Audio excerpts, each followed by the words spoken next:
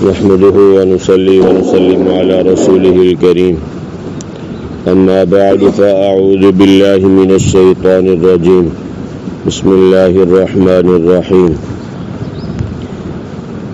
آیت نمبر 110 إنه يعلم الجهر من القول ويعلم ما تكتمون وإن أدري لعله فتنة لكم ومتاع إلى حين قال رب احكم بالحق وربنا الرحمن المستعان على ما تصفون صدق الله العظيم وبلغنا رسوله النبي الكريم ونحن على ذلك لمن الشاهدين والشاكرين والحمد لله رب العالمين اللهم صل على سيدنا محمد النبي الأمي وعلى آله وبارك وسلم إنه يعلم الجهر بے شک رب ہی جانتا ہے ظاہری من القول بات کو ویعلم اور جانتا ہے ما تکتمون وہ چیز جو تم چھپاتے ہو وَإِنْ أَدْرِي اور میں نہیں جانتا لَعَلَّهُ فِتْنَةٌ لَكُمْ شاید کہ آزمائش ہو تمہارے لیے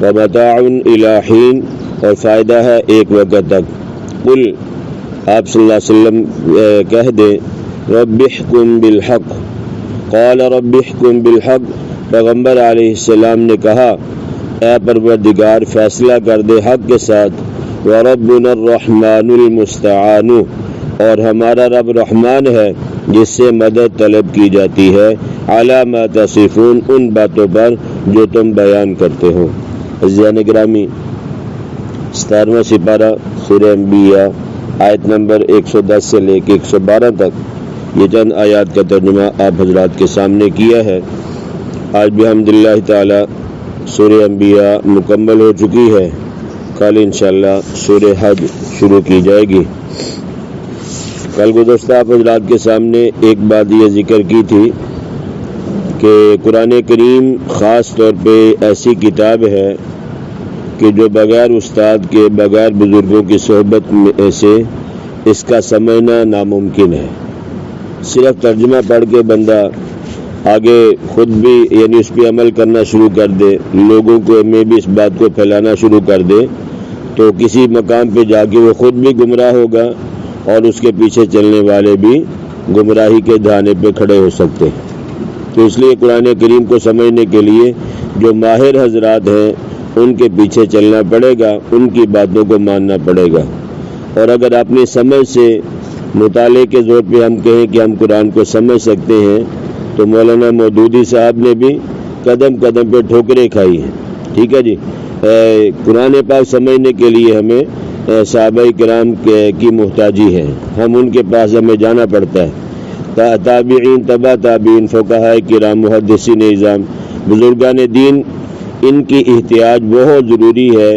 جب تک ان کی خدمت میں نہیں جائیں گے ہمیں قرآن کریم کا صحیح مفہوم سمجھ میں نہیں آ سکتا صرف مطالعے کے زور پہ یا اسی طرح ترجمے کے زور پہ ہم کہیں کہ ہم قرآن کو سمجھ گئے یہ ہماری سمجھ کی غلطی ہے یہ ہماری سمجھ کا دھوکہ ہے تو فرمایا کہ قرآن جو جس سے عذاب کا وعدہ کیا گیا تمہارے ساتھ یہ قریب ہے یا دور ہے اس کو اللہ تبارک و تعالی ہی جانتے ہیں انہ یعلم الجہر من القول بے شک رب تعالیٰ ہی جانتا ہے ظاہری بات کو جو کھلی ہے یعنی ایک بات آپ نے کی مجمع میں سب نے سنی ہے یہ بات بھی اللہ تعالیٰ جانتے ہیں وَيَعْلَمُ مَا تَكْتُمُونَ اور جانتا ہے وہ چیز جس کو تم چھپاتے ہو یعنی جو بات ہم سینے میں رکھتے ہیں کسی کے سامنے بیان نہیں کرتے یا کرتے بھی ہیں تو بالکل چھپ چھپا کے تاکہ عام لوگ اس کو سن نہ سکیں تو اللہ تبارک و تعالیٰ فرما رہے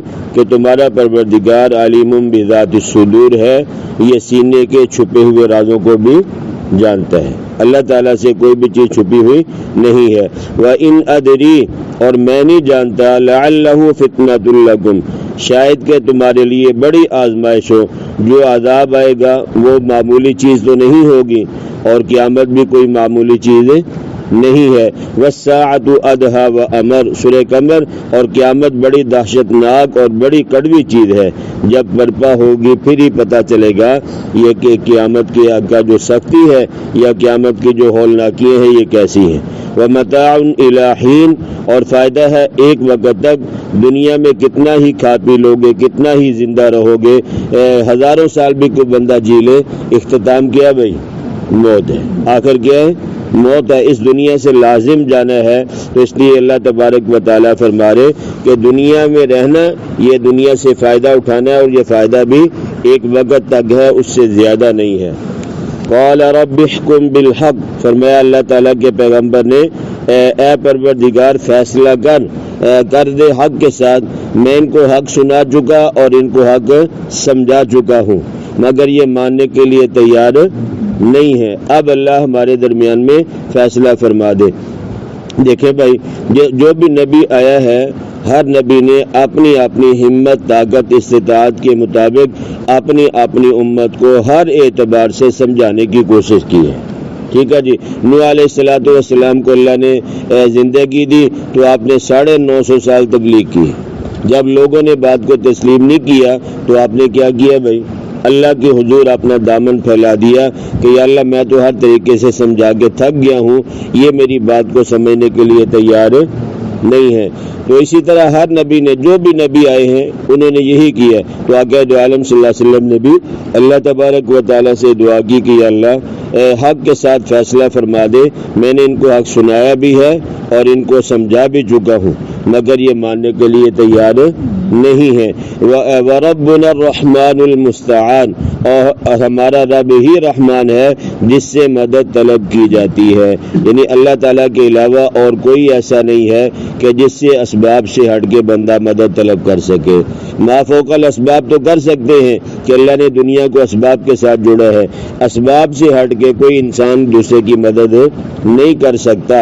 ایک آدمی چاہتا ہے میں کھانا کھاؤں لیکن اپنا ہاتھ نہ ہلاؤں اور کوئی میرے منہ میں لقمہ بھی نہ ڈالے، تو کیا خیال ہے لقمہ منہ میں جا سکتا ہے بھائی؟ یہاں اسباب کو اختیار کرنا، ہاتھ کو ہلانا ہے، منہ میں لقمہ ڈال کے اس کو چبائیں گے نہیں تو یہ حلق سے نیچے نہیں اترے گا۔ تو دنیا کو اللہ نے اسباب کے ساتھ جوڑا ہے، تو فرمایا کہ ما فوق الاسباب، مدد کرنے والی ذات صرف اور صرف اللہ تعالیٰ کی ذات ہے۔ اعلیٰ ما تصفون، یعنی ان چیزوں پر مدد طلب کی جاتی ہے جو تم بیان کرتے ہو۔ یعنی کسی نے نبی پاک صلی اللہ علیہ وسلم کو معاذ اللہ مجنون کہا، کسی نے جادوگر کہا، کسی نے کاہن کہا، کسی نے شاعر کہا، جو تمہارے منہ میں آتا ہے کہتے ہو۔ تو فرمایا کہ ان سب چیزوں کے خلاف ہم اپنے رب ہی سے مدد مانگتے ہیں، اس لیے کہ وہی ہمارا مستعان ہے، یعنی وہی ہمارا مدد کرنے والا ہے، ہم اسی سے مدد طلب کرتے ہیں۔ لہذا اللہ تبارک و تعالیٰ ہی فیصلہ کرے گا کہ حق اور سچ پہ کون تھا اور باطل پہ کون تھا۔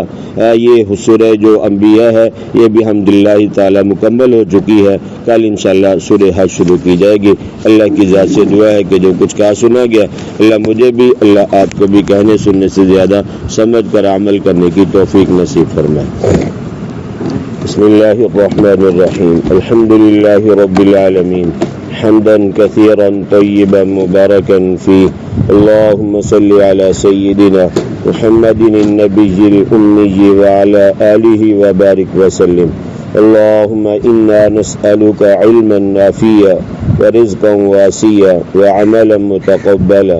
اللهم إنا نعوذ بك من علم لا ينفع. اللهم أرنا الحق حقا وارزقنا اتباعه وأرنا الباطل باطلا وارزقنا اجتنابه. لا حول ولا قوة إلا بالله، لا ملجأ ولا منجأ من الله إلا إليه. اللهم اهدنا الصراط المستقيم، صراط الذين أنعمت عليهم من النبيين والصديقين والشهداء والصالحين. لا حول ولا قوة إلا بالله، لا ملجأ ولا منجأ من الله إلا إليه. اللهم لك الحمد ولك الشكر على النعماء كله. جزا الله عنا سيدنا ومولانا محمدا صلى الله عليه وسلم ما هو أهله. سبحان ربك رب العزة عما يصفون وسلام على المرسلين والحمد لله رب العالمين. آمين برحمتك يا أرحم الراحمين.